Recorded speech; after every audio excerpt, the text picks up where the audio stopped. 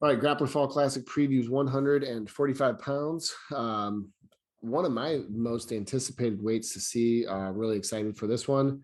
We have multiple nationally ranked guys and a bunch of state champs and guys from literally coast to coast from all over the country here at 145 in this weight class. So I'm going to run through. I'm Tony Greathouse. I'm going to run through the seeds real quick. They're listed. If you go to michigangrappler.com, you can click the link for the pre-seeds. You can see them. JJ is the guy that makes the seeds. So he's going to talk more about it here in a second. And if you have any complaints, you can just find him at the tournament and just give him hell. So 145, one seed. And again, I've said this a lot throughout these videos, but these seeds are going to change kind of drastically, to be honest, usually based on the past. Just guys change weights.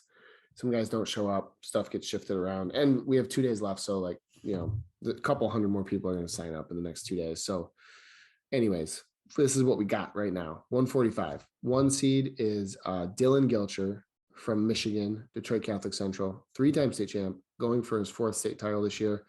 One of the best kids in the state of Michigan since he got into high school. He's really good. He's ranked top 10 in the country. He is committed to Michigan. He has never won the Grappler Fall Classic. 2 seed, Cooper Haas from Florida, 3-time state champ. He was a runner-up here last year. He's ranked 20th in the country. He's a senior, one of the top 200 seniors right now. And he lost in the finals to another Florida kid. Slipping on the name right now. He's going to Central Michigan. Austin, right? Yeah, Austin. Yep, he's going to CMU. It was a really, really good finals match. So anyways, he's a returning finalist he's from Osceola, right? I think you might be right. Osceola Cowboys. I will say that that is where Central found Andrew Austin. 100%. I know Ben Bennett was at the GFC last year in Myrtle Beach, and he said, "Whoa, this guy's really good." He snagged him, which is evidence that you need to come wrestle at the Grappler Fall Classic if you want to go to college. 3 seed, Aiden Davis from Dundee, 2-time state champ. He is a senior committed to Bucknell, super tough. 4 seed, Dominic Hovarth, guessing on the pronunciation. He's in Ohio. You throw a V in there again? Hovarth, yeah, 2 F's makes a V. Hovarth. He's an Ohio state champ. He's top 200 senior. 5 seed Jaden Robinson, 3rd in the state in Illinois. He's the 119th pound for pound class 24, which is a junior. Hunter Sturgill from Tennessee, state champ from Baylor. Shout out Coach Rex Kendall, Michigan State alum. And he's a top 100 sophomore in the country. You got Trayson Ohm from South Dakota, state runner-up, returning GFC placer. You got Sebastian Martinez from Michigan, who was a state champ last year as a freshman. He's the number 2 sophomore in Michigan. So interesting to see him, how he does here. He's the 8 seed. Cody Tavasso, Illinois, state placer. You got Louis Bellin, Florida, 2-time state placer. Pelk, Michigan state placer. California, state qualifier, Colton Silva. You got a state champ from South Carolina down there, George Mayholes. He's at the 14 seed. So really deep weight. Obviously, you got a lot of firepower at the top, and you got a lot of depth. So what do you think about this weight? Yeah, that's interesting that Gilcher's number 1. I didn't even think about that. He hasn't wrestled in it.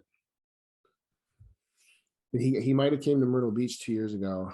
I don't remember who beat him though. He definitely placed, I think, as like an 8th grader, and then because he was a freshman, and he was like the guy to beat at 98, I think. He was up there.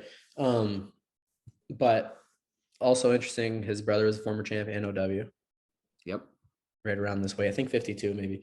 But yeah, I think the top 8 seeds are kind of kind of all in the hunt. They've all wrestled at GFC before. I think maybe besides Hofarth. I'm not sure if he has. I can't remember. But so they're all kind of familiar. Haas super tough, like you said. Davis super tough. I'm really interested in that. If that ends up being a semis match, I know Gilcher looked really good last weekend at Elite 8 duels. Yeah, he did. Super slick. So, I may offer a pick here because I don't think I have anyone on the weight. I like it. And it's Gilcher. He would be my pick. But Cooper Haas, he's 25 last year, so all the way up at 45 now. Kind of interesting. Yeah. You really went out on or was he 30? Maybe he was 30. You really went out on a limb with that pick. Really threw a thumb zinger in there. It's not a gimme, but I'm just saying neither was the other one. But Yeah. Super Yeah, fun. I'm interested to see this one play out. Did you say was Sebastian Martinez at GFC last year? Um, he was for sure 2 years ago. I'm not sure about last year. I can't remember. Yeah, I'm No, what's he was.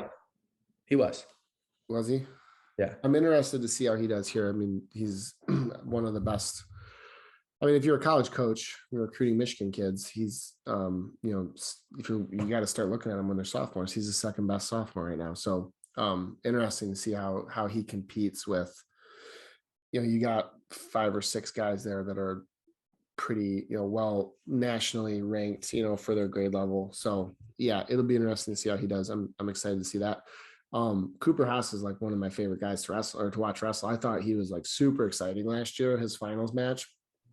I think a matchup with him and Aiden Davis, if that happens in the semis, would be really kind of cool to see, because Aiden Davis is like kind of straightforward, like wrestles a high pace, kind of in your face. And Haas wrestles a high pace too, but he's kind of like all over the place, scrambles. He's really, wrestles through different positions. So yeah, I think there's going to be some intriguing matchups that come out of this. And I'm gonna second your pick, and I'm gonna go with Dylan Gilcher. He'll be the second Gilcher. Might be the first brother combo to win. There's just no way that's accurate. There has to have been brothers that have won the tournament before. We'll have to look into that. I don't know. I don't know that there has been, because you got the one kid, the Crooks kid. I only think one of them won it. Did the masses win it? Taylor never came. Oh, He was too big time to me. Logan won it though. Yeah, I'm gonna find an instance where it's happened, and I'll get back to you on that. But I'd be shocked.